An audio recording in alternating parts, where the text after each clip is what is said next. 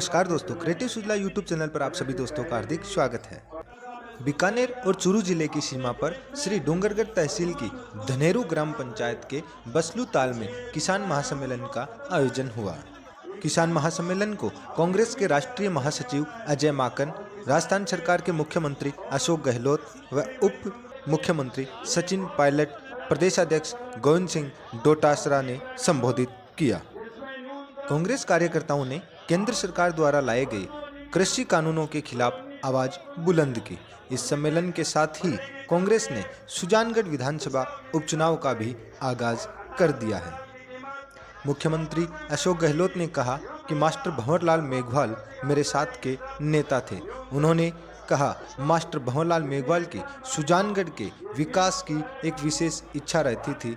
इसी को मद्देनजर रखते हुए सुजानगढ़ पर विशेष ध्यान दिया जा रहा है।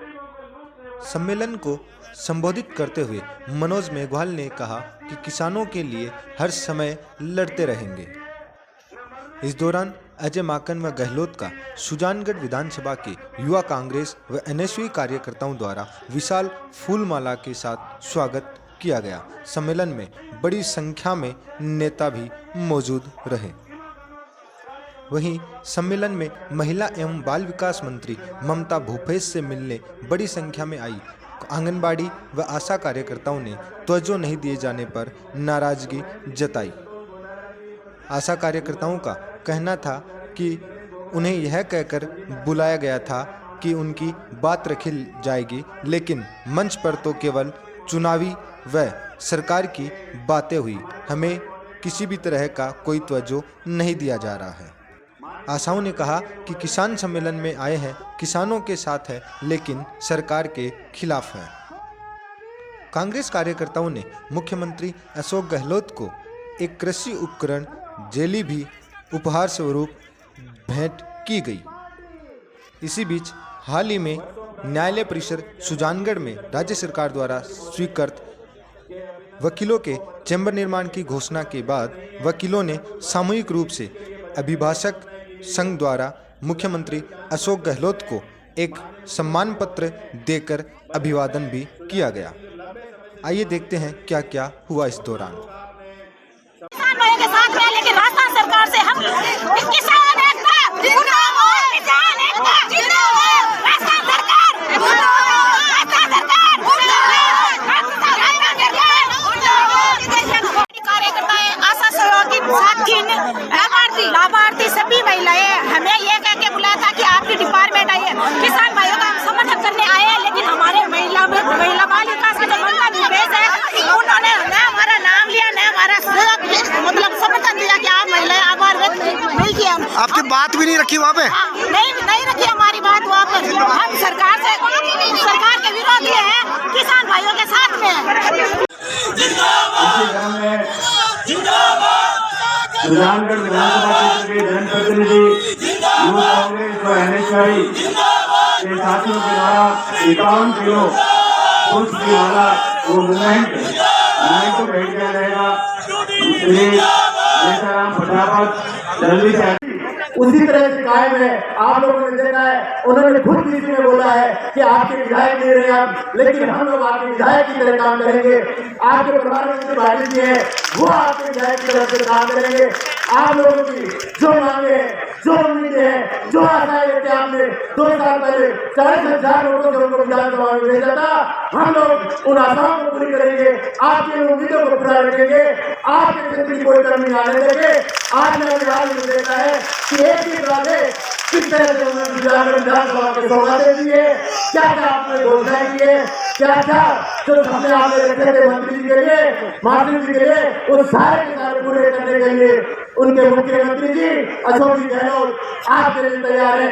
आपके विधानसभा के इंतजाम है, चाहे कन्या माता की बात हो, चाहे 65 करोड़ रुपए का और की बात हो, सड़कों की बात हो, काटन को कैसे बनाने की बात हो, और कोई बात हो, हर चीज जो आपने उठाई है उनका उन्होंने ध्यान रखा है, और आपकी बात मान रखा है, आपका सम्मान रखा है। मैं तहे दिल से उनका बहुत बहुत धन्यवाद देता हूँ, बहुत बहुत आभार करता हूँ कि मुख्यमंत्री में पिछले 1 साल से हो या तो ऐसे थे या आपके बीच आने वाले थे, या उनके निधन के बाद उन्होंने एक साल से जिस तरह से सुचारू का ध्यान रखा है, मैं बहुत बहुत उनका धन्यवाद प्रकट करता हूँ, बहुत बहुत आभार प्रकट करता हूँ और पूरी सरकार का और पूरे संगठन का मैं आभार प्रकट करता हूँ कि उन्होंने मास्टर जी की मेरे पिताजी की कमी नहीं करने दी। क्षेत्र को विशेषकर जो विकास कार्य है उसमें उन्होंने कोई कमी नहीं करने दी, पूरा ध्यान रखा, पूरा आप लोगों का सम्मान रखा। उन्हें आपका बहुत बहुत धन्यवाद। समय सीमा है इसलिए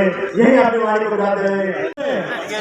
आप लोगों को सबको पता है कि जब भी किसी चीज की कमी हो जाती है या किसी अनाज की, धान की, सरकार हमेशा एक उस धान को, उस सामान को भंडारण में रोक लगा देती है, उसके गोदामों में एक तय क्षमता से ज्यादा उसको इकट्ठा करने पर रोक लगा देती है। पर इसमें बड़े व्यापारियों को खुली छूट दी गई। आपको पता है कि चाहे कितना भंडारण करने, चाहे कितना सामान खरीदे, लेकिन सरकार उस पर कोई रोक नहीं लगाने वाली है, कोई इस पर प्रावधान नहीं किया गया है। जो 1955 में कानून आया था, उस कानून का एकदम से ये खत्म हो जाएगा कि जिसमें सरकार किसी भी सामान को, किसी भी खाद्य सामग्री को रोक सकती है, उसके भंडारण पर नियंत्रण कर सकती है। लेकिन इसमें बड़े व्यापारियों को आपको पता ही है कि ये खुद छोड़ देती गई है कि चाहे जितना भी भंडारण करें उसके। बल्कि माननीय राहुल गांधी जी ने आह्वान किया है कि हम लोगों को, सब लोगों को किसानों के समर्थन में आवाज उठानी है। जहां भी हो सके, जैसे भी हो सके, जो भी कानून पारित किए हैं, किसानों की जो कमर तोड़ने वाले कानून है उनको समर्थन देने के लिए हमें कुछ भी करना पड़े, हम किसानों के साथ खड़े रहेंगे। उसी क्रम में आज आप लोग इतनी संख्या में इकट्ठे हुए हैं और किसानों को समर्थन देने के लिए आवाज पहुंचाई जा रही है आपके लिए, और उसके लिए हमारे बीच में पूरी मुख्यमंत्री जी, उनकी सरकार, राजस्थान प्रदेश कांग्रेस कमेटी, उनके सारे पदाधिकारी पहुंचे हैं। मैं बड़े तहे दिल से उनका स्वागत और धन्यवाद देता हूँ। राजस्थान के मुख्यमंत्री सम्माननीय गहलोत साहब, राजस्थान प्रदेश कांग्रेस के प्रभारी, अखिल भारतीय कांग्रेस कमेटी के महासचिव सम्माननीय श्री अजय माकन जी साहब, राज्यपाल के यहाँ पड़े हैं। मैं आपसे निवेदन करना चाहता हूँ, ये किसान की आवाज़ को बुलंद करने का समय है, ये किसान की आवाज़ को ताकत देने का समय है। ये किसान बड़ा परेशानी में है केंद्र की मोदी सरकार की नीतियों के कारण से, लेकिन राजस्थान में आप निश्चिंत रह सकते हैं। आपके आशीर्वाद से बनी हुई है सरकार, अशोक गहलोत जी के नेतृत्व में चल रही है। यहाँ किसान को परेशान नहीं होने दिया जाएगा। उनका जो फसली ऋण तो माफ़ कर दिया था, कोऑपरेटिव बैंकों का था, लेकिन नेशनलाइज्ड बैंकों की ऋण माफी के लिए भी अब की बार बजट में मुख्यमंत्री जी ने घोषणा की है। ये हम लोग यहाँ आते हैं, इसके वोट से हम जीत करके आते हैं और उसके बाद में किसान को हम भूल जाते हैं। मैं समझता हूँ राजस्थान के इतिहास में इतना लंबा, इतना अच्छा बजट, जिसमें बिजली के लिए भी सुविधाएं किसान के लिए दी गई हैं, किसान के लिए अन्य सुविधाएं भी दी गई हैं, उसके ऋण माफी की भी दोबारा बात की गई है नेशनलाइज्ड बैंकों के लिए। इसका लाभ हम सबको मिलेगा। और 3 कानून, जब तक काले कानून वापस नहीं लेंगे, हम हमारे नेता राहुल गांधी जी के नेतृत्व में हम लगे रहेंगे आपके साथ। किसान और कांग्रेस का चोली दामन का साथ है, ये कभी छूटने वाला नहीं है। अगर कांग्रेस है तो वो किसान के कारण से है, इसलिए किसान के कारण से हम लोग सत्ता में आज राजस्थान में है। किसान को भूलने वाले नहीं है, न हमारी सरकार भूल रही है, न संगठन भूल रही है, न हमारे ये नेता बोल रहे हैं। 5 साल आपने देखा होगा कि डूडी साहब और हम सब ने संघर्ष किया। निश्चित 2 करोड़ लोगों को प्रतिवर्ष, हमारे नौजवान साथियों को नौकरी देने की बात की थी, माताओं बहनों के लिए कल्याण की बात की थी, किसानों के लिए विशेषकर उन्होंने ये कहा था कि 70 साल में कांग्रेस ने नहीं किया, लेकिन मैं कर दूंगा। लेकिन आप सबको मैं याद दिलाना चाहता हूं इस मंच के माध्यम से कि जब सबसे पहले एनडीए में देश के प्रधानमंत्री मोदी जी बने, तो मोदी जी ने सबसे पहले अगर कोई काम किया तो वो किसान के हितों के ऊपर कुठाराघात करने का काम किया। जो भूमि अधिग्रहण कानून, मैं समझता हूं जो सर्वसम्मति से सभी पार्टियों ने सहमत करके और हमारी यूपीए सरकार लाई थी, उसको सबसे पहले चेंज करने का काम किया। और चेंज करने का जब किसानों ने विरोध किया और हमारे नेता आदरणीय राहुल गांधी जी ने जब ये बीड़ा उठाया कि हम किसान के साथ में हैं, ये कानून आपको वापस लेने पड़ेंगे, उन्होंने वो संशोधन कानून वापस लिए। कानून को लाने की जब किसी भी लोकसभा में, राज्यसभा में या किसी भी राज्य की विधानसभा में जब ये मांग नहीं उठी कि किसान को ये 3 कानून चाहिए, तो मोदी जी ये 3 काले कानून किस लिए लेकर के आए?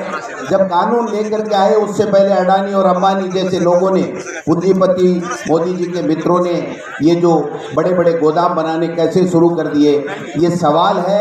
आज राहुल गांधी जी राजस्थान की यात्रा पे आए थे, पंजाब में गए, हरियाणा में गए, ये पूछ रहे हैं कि मोदी जी आपको इन 3 कानूनों की मांग किसने की? आप किसान को परेशान कर रहे हो, किसान के वोट से वही सोचना पड़ेगा। एक तरफ केंद्र की सरकार है जो किसानों के साथ में धोखा कर रही है, एक तरफ हमारे राज्य की सरकार है जो अशोक गहलोत जी के नेतृत्व में किसान के लिए सबसे पहले किसानों के ऋणों को माफ करने का काम किया, और उसके बाद में अब की बार जो बजट दिया, आप देख सकते हैं राजस्थान में, हिंदुस्तान के इतिहास में ऐसे किसी स्टेट में किसानों के लिए कोई बजट नहीं आया। इस किसानों के इस बजट में अलग से किसानों का बजट होगा, कृषि के लिए अगली साल से अलग से बजट होगा। ये प्रावधान, ये घोषणा आज के बजट के माध्यम से मुख्यमंत्री अशोक गहलोत जी ने की है। आपको देखा किसान के फायदे के लिए एक अलग से कंपनी बनाने की बात की है कि जो बिजली की समस्याएं हैं, किसान की जो भी समस्याएं होंगी, वो कंपनी किसान की बात सुन करके उसको समाधान करेगी। राजस्थान के मुख्यमंत्री सम्माननीय अशोक गहलोत साहब, आगे माता जी गोपालकर साहब, मौजूद किसान भाइयों, माताओं, बहनों, आदरणीय बुजुर्गों, नौजवान दोस्तों, आज देश के अंदर जो माहौल है, किसानों को लेकर केंद्र सरकार ने जो प्रहार किया है, उसके विरोध में पूरे देश और प्रदेश में कांग्रेस पार्टी ने आवाज बुलंद करी। उसी क्रम में आज आपके क्षेत्र में यहाँ किसान सम्मेलन बुलाया गया है। आप सब इतनी बड़ी तादाद में यहाँ आए, पधारे, इसलिए मैं धन्यवाद करना चाहता हूँ। आज 3 कृषि कानून जो बने हैं, उसके विरोध में न सिर्फ किसान लेकिन हर एक देश का सच्चा भक्त ये समझ चुका है कि ये 3 कानून बनाए गए हैं चंद लोगों की जेब भरने के लिए। पूरे देश का किसान आंदोलित है। दिल्ली की सड़क पर हजारों लाखों किसान आज बैठे हैं। उनके समर्थन में, उनको ताकत देने के लिए कांग्रेस पार्टी, सोनिया गांधी जी, राहुल गांधी जी और तमाम कांग्रेस परिवार के सभी सदस्य अलग अलग जगहों पर कार्यक्रम कर रहे हैं। गोपालकर जी ने न सिर्फ जयपुर में लेकिन प्रदेश भर में अलग अलग बार किसानों के समर्थन में कांग्रेस के कार्यक्रम कराए। राजस्थान में 3-4 जगह किसान सम्मेलन को संबोधित करने का मौका मुझे मिला, और आज आपके जिले में अंदाज आए। किसानों के मान सम्मान के लिए, किसानों के भविष्य के लिए ये जरूरी है कि 36 कौम के लोग मिलकर न सिर्फ कांग्रेस लेकिन समूचा विपक्ष केंद्र सरकार पर दबाव बनाए और ये कृषि कानून वापस लें। आज हम इतनी बड़ी चुनौती का सामना कर रहे हैं। कोरोना काल में अर्थव्यवस्था ठप हो गई, कारखाने बंद हो गए, फैक्ट्रियां बंद हो गई, दुकानें बंद रही, लेकिन देश का किसान किसानी करता रहा। आज हमारे गोदाम भरे हैं क्योंकि किसान ने कभी अपना हल नहीं छोड़ा, टैक्स नहीं छोड़ा। धरना जो प्रदर्शन करो, इंसान होनी चाहिए। राज्य का 90 दिन से बंद हो गया। ठंड के अंदर किसानों को जो बैठना पड़ा बॉर्डर पर, क्या हमारी छठी मंडी दुनिया के मुल्कों के अंदर हिंदुस्तान में कल 2-3 दिन गुण कराता है, और 2-3 दिन बाद भेजा हो रही है, कमजोर हो रहा है, कोई भी बात कह नहीं सकता है। एक पत्रकार, एक्टिविस्ट, NGO के लोग, उनको जेल दे रहा है। एक 22 साल की लड़की, उनको पकड़ के ले आए बेंगलोर से, जेल में बंद कर दिया। कल परसों जमा करी सुप्रीम कोर्ट के। वॉशिंगटन टाइम्स अमेरिका में कल पूरे पेज का दिया उसी को लेकर के। हिंदुस्तान में क्या होगा कि आप सभी यहाँ पधारे, मुख्यमंत्री महोदय का और हमारे सभी नेताओं का पधारे हैं। आप स्वागत भाषण दे रहे भाई मनोज कुमार जी मेघवाल।